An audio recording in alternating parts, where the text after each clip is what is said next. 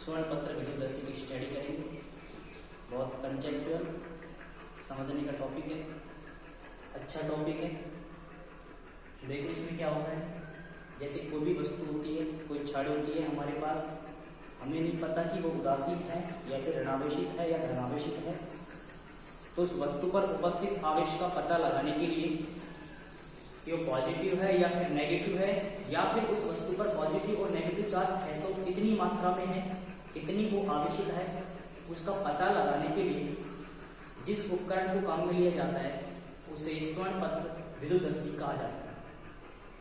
इसका नाम स्वर्ण पत्र क्यों पड़ा? क्योंकि इसमें दो सोने की पत्तियां होती हैं जो विद्युत छड़ के धात्विक छड़ के बॉटम की तरफ लगी हुई होती है। कैसे इसका डायग्राम होता है हम कंसेप्ट वाइज पढ़ेंगे, स्टेप बाय स्टेप। देखो बच्चों, यदि मैं इसका उपकरण बनाता हूं तो उपकरण कैसा होता है, इसमें ये कांच का पात्र होता है,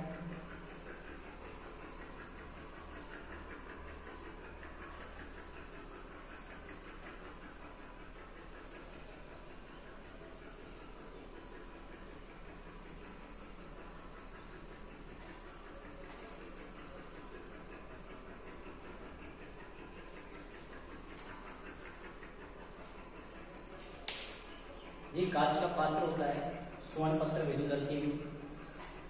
इसका ये जो टॉप है यहाँ पर रबड़ का कॉर्क लगाते हैं। इस प्रकार से हम रबड़ का कॉर्क लगाएंगे। ये कांच की छड़, ये इसको बोलते हैं रबड़ का कॉर्क, रबर कॉर्क। इसका ये जो सिरा है इस पे रबर का कॉर्क लगाते हैं। ये है कांच का पात्र, ये क्या है, कांच का पात्र या फिर इसे जार बोलते हैं। दूसरा क्या होता है बच्चों, हम इस रबर कॉर्क है इससे धात्विक छड़ को एंट्री करवाते हैं, धात्विक छड़ को प्रवेश करवाते हैं। ये आपके धात्विक छड़ है।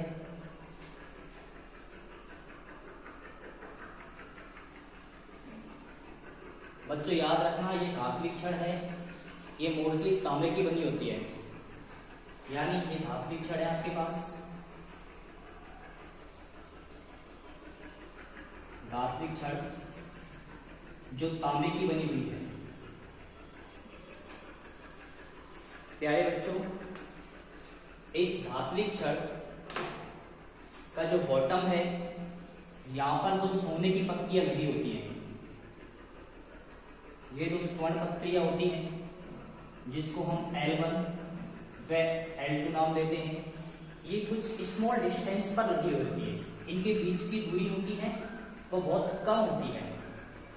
जब ये उदासीन होती है उस टाइम की बात कर रहे हैं हम लोग, ठीक है ना। ये कहां से कनेक्टेड होती हैं, ये धात्विक छड़ यानी कि तांबे की छड़ जो आप लोग कॉर्क से होकर प्रवेश करा रहे हो उसके बॉटम पे लगी होती है, और इस धात्विक छड़ के टॉप पे क्या होता है, एक घुंडी लगी होती है, घुंडी। इसको बोलेंगे धात्विक घुंडी, धात्विक घुंडी। अब बच्चों देखो कैसे काम करता है। जिस भी छड़ की, जैसे आपके पास ये छड़ है, आपको नहीं पता कि ये आवेशित है या नहीं, तो आपको इसको पता लगाना है कि ये आवेशित है या नहीं। जिस छड़ का हमको पता लगाना है उस छड़ को इस धात्विक छड़ की जो घुंडी है उससे स्पर्श कराते हैं। जैसे आपके पास ये छड़ है मान लीजिए, उसको यहां से स्पर्श कराते हैं, या फिर आपको पता है कि ये पॉजिटिव छड़ है तो आपको पता लगाना है इस पर कितना चार्ज है, तो भी आप इसे यहीं से टच करवाते हैं। या फिर नेगेटिव छड़ है, उसको पता लगाना है कि आपको कितना चार्ज है, तो भी आपको यहीं से टच करवाना है। माना ये दोनों पॉजिटिव छड़ हैं और आपको पता लगाना है कि किस वाली छड़ में कितना आवेश है, किस में ज्यादा आवेश है, तो भी आपको कहां से चेक करना है, इसको यहीं पे रख के इस पे टच करवाना है। कैसे चेक करेंगे, देखो यहाँ पे माना कि ये आवेशित छड़ है, इसके ऊपर एक पॉजिटिव चार्ज है, यानी ये है बच्चों आपके पास आवेशित छड़। आवेशित छड़। तो ये तो इसकी बनावट होती है, इनको बोलते हैं स्वर्णपत्रियां। स्वर्णपत्रियां। अब बच्चों सबसे पहले क्या करते हैं हम लोग, जैसे ये आवेशित छड़ को इस घुंडी के ऊपर टच करवाते हो, तो माना कि ये धनावेशित छड़ है, तो इसके ऊपर जो आवेश है वो इस धात्विक छड़ से होता हुआ यहां पर आ जाएगा स्वर्णपत्री तक। तो ये आवेश है वो इस प्रकार से आता हुआ इन स्वर्णपत्रियों पर आ जाएगा। अब हमने लेक्चर फर्स्ट में पढ़ा था कि समान आवेशों में कौन सा बल होता है, समान आवेशों में प्रतिकर्षण होता है। तो ये पॉजिटिव इस सोने की पत्ती पर फैलेगा और प्रतिकर्षण के कारण ये दूर दूर हो जाएगा। तो अब पहले सोने की पत्ती पास पास थी, अब कहां हो जाएंगी, ये दूर हो जाएंगी। अब ये इस प्रकार से हो जाएगी बच्चों, इन पर एक समान रूप से पॉजिटिव चार्ज का वितरण रहेगा। पॉजिटिव चार्ज एक समान रूप से इसमें वितरित रहेंगे। अब ये दूर दूर हो गए, यानी इनके बीच की कोई ना कोई डिस्टेंस होती है। अब हम पता लगा सकते हैं कि भैया इसके ऊपर पॉजिटिव चार्ज है।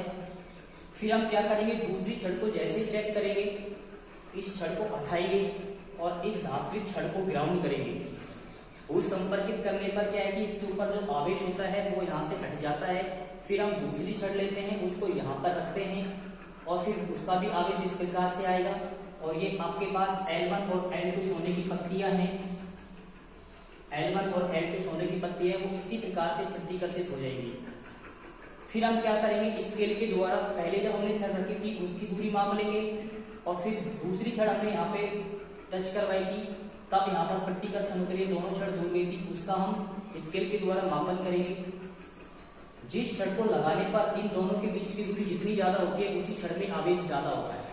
ठीक है, जैसे बच्चों आपके पास ये एक धात्विक छड़ है, ये सोने की पत्तियां हैं। अब आप मान लीजिए आपके पास एक R1 छड़ है, R1 छड़ है, उस पर मान लीजिए पॉजिटिव चार्ज है। इस R1 छड़ को आप लोग जैसे इस घुंडी से टच करवाते हो, यहाँ पे पॉजिटिव चार्ज आ जाएगा और ये L1 और L2 जो सोने की पत्तियां हैं वो एक दूसरे से समान आवेश के कारण दूर हो जाएगी। तो इनकी दूरी हम स्केल के द्वारा मापेंगे और माना उनकी दूरी 1 सेंटीमीटर है। कितनी सेंटीमीटर? 1 सेंटीमीटर। फिर हम दूसरी छड़ लेंगे, इसको ग्राउंड कर देंगे, इसको हटा करके इसको ग्राउंड कर देंगे। आपने इसकी दूरी मापन करने के बाद इसको आप हटा दीजिए। फिर आप इस वाली छड़ के ऊपर सोने की पत्तियों के ऊपर जो आपके पास आवेश बचा हुआ है उसको ग्राउंड करिए, उसको अर्थिंग करवाइए। आप लोग अर्थिंग कराने पर ये आवेश चला जाएगा, फिर ये वापस उदासीन हो जाएगा। फिर आप दूसरे स्टेप में क्या करिए, इस ग्राउंड को भी वापस हटा दीजिए और फिर इस धात्विक छड़ ये वाले सिरे पर स्वर्ण पत्रियां होती हैं, इस घुंडी पे आप लोग इस R2 छड़ को टच करवाइए। टच कराने पर इसका पॉजिटिव चार्ज इसके ऊपर आ जाएगा। तो देखा, माना कि इनके बीच की दूरी स्केल से मापेंगे और ये मान लीजिए 2 सेंटीमीटर। फिर हम यहाँ से एनालिसिस कर सकते हैं कि जब सेकंड R2 वाली छड़ को इस घुंडी से टच कराते हैं तो दोनों स्वर्ण पत्रियों के बीच की दूरी ज्यादा होती है एज कम्पेयर टू फर्स्ट वाली छड़। इसका मतलब जो सेकंड वाली R2 छड़ है उसमें आवेश की मात्रा फर्स्ट वाली जो R1 है उसकी मात्रा से क्या है, ज्यादा है। इस प्रकार से हम इसको चेक कर सकते हैं। बच्चों हम ये भी चेक कर सकते हैं कि दोनों छड़ों में समान आवेश है या फिर असमान है, तो वो कैसे चेक करेंगे। देखिए आप लोग, पहली छड़ को आपने इस प्रकार से चेक कर ली, फिर आप इस वाली छड़ को हटा दीजिए और बिना ग्राउंड किए हुए, बिना ग्राउंड यानी बिना भू संपर्कित किए हुए आप दूसरी छड़ को इसके पास ले जाइए। अब माना जैसी दूसरी छड़ को इस घुंडी से टच करवाएंगे, यदि ये दोनों स्वर्ण पत्रियां एक दूसरे को प्रतिकर्षित करती हैं, इसका मतलब तो पहली वाली छड़ में भी पॉजिटिव चार्ज था और इसमें भी कैसा चार्ज है, पॉजिटिव। या फिर पहले वाली छड़ में नेगेटिव चार्ज है और दूसरी वाली में भी क्या है, नेगेटिव चार्ज। और यदि इस वाली छड़ में नेगेटिव चार्ज होगा, पहले वाली छड़ में पॉजिटिव चार्ज होगा, तो जब इनको बिना ग्राउंड के टच करवाते हैं तो ये दोनों स्वर्ण पत्रियां एक दूसरे को आकर्षित करती हैं। उस चीज से हम पता लगा सकते हैं कि दोनों छड़ों में कैसा आवेश है, समान आवेश है। ठीक है, बच्चों सबसे पहले हम लोग इसकी बनावट लिखेंगे।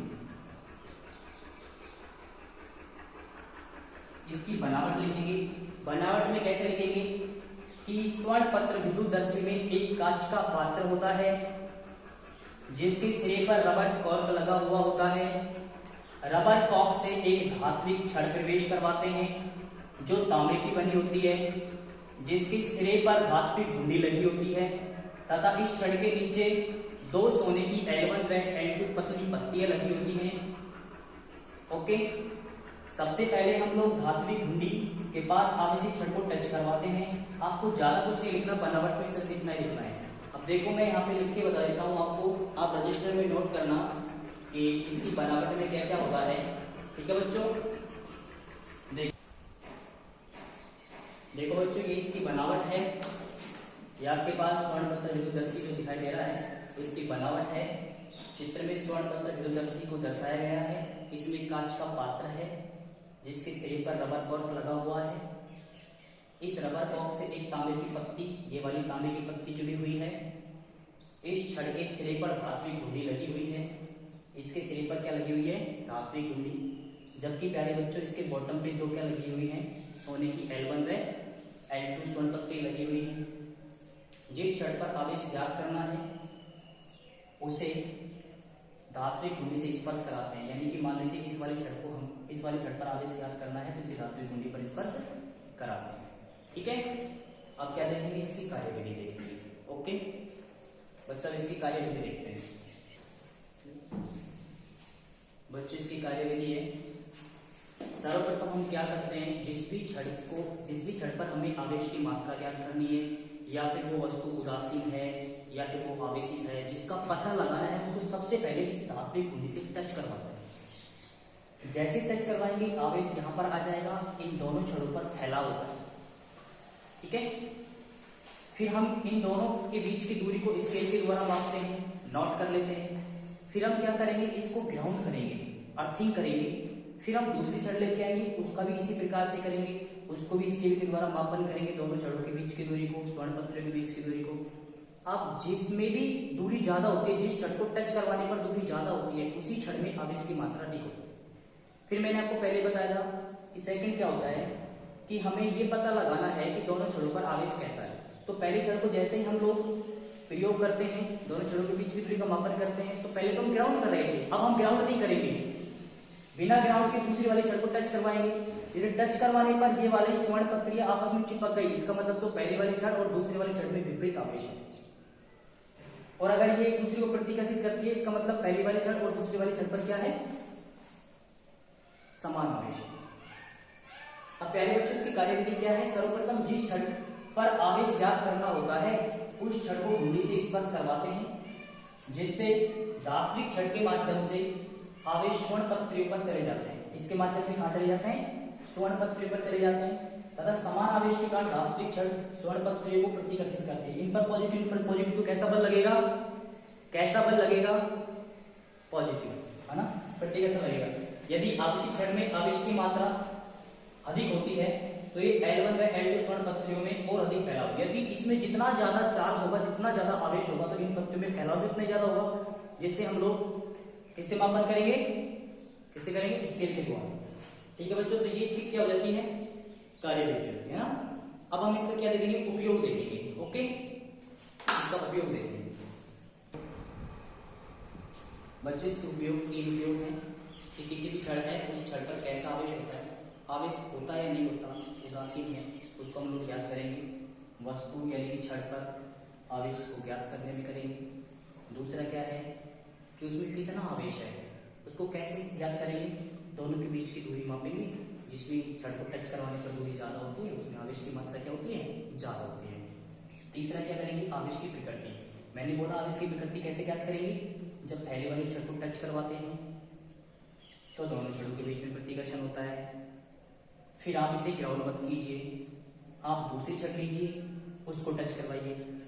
यदि उसको टच करवाने पर ये दोनों स्वर्ण पत्रियां आपस में चिपकती हैं, इसका मतलब दोनों में विपरीत आवेश है। एक का पॉजिटिव पे करती है तो दूसरा कैसा है? नेगेटिव।